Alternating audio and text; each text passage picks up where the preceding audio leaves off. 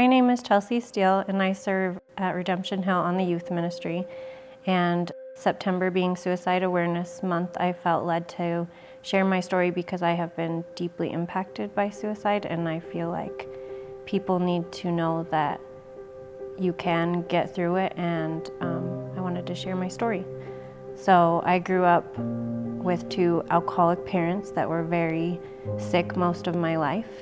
My dad passed away the year that I was going to get married from alcoholism, and I had my mom living in Hawaii and my sister who was with me, and I took care of her from the time she was like 4 years old because my mom abandoned us. And so after my dad passed away, it was just me and my sister, and we weren't really speaking with my mom. I took care of my sister up until the day she passed away, and my sister committed suicide. She passed away in 2009 on her 15th birthday. I got a call that she had been life-flighted to Primary Children's, and she tried to commit suicide. My heart felt like it had been ripped out. I had to call my mom, who I hadn't seen in years. She flew in from Hawaii, and she was on drugs and alcohol when she flew in, and it was really hard. But my sister passed away 5 days later in the hospital. It was the hardest day of my life. I had so much pain and anger, and I carried that. And I had one stable person in my life, my husband, well, two stable, and my grandma, and they are the people that helped me through. And I put so much on them trying to heal from this. And my mom continued to drink and do drugs and try to bring me down, and that was really hard. She flew back to Hawaii and continued that life that I didn't want for her. And so I put my walls up and didn't let her in as I was trying to grieve. And then she finally decided it was time to get sober, and she did. And I was really excited, and she got to be there for the birth of my son, and she wasn't at any of the milestones in my life until then. And she got to see that and be there with us. But she was really sad because our life she had never been a part of, and she was grieving something that she hadn't grieved ever in her life, because now she could feel everything without the numbness of drugs and alcohol. And her living so far in Hawaii, it was hard for me to support her, and I still had a lot of walls and pain up from my past, and that was really hard. But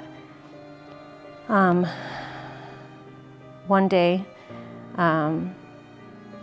in December of 2018, two police officers showed up at my door and ripped my heart out again and told me my mom had passed away.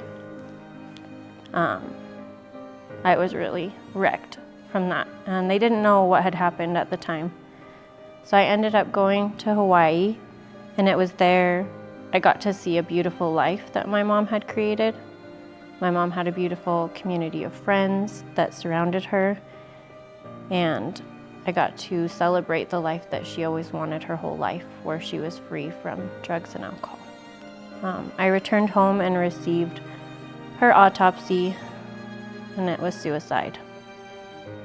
And I was really crushed and so angry at God, wondering why I had to go through this again when my mom had finally gotten clean and sober, and why I had two people that no longer wanted to be here with me. And I was putting all of this weight on my husband and everyone else to try to heal me, and no one knew what to do for me.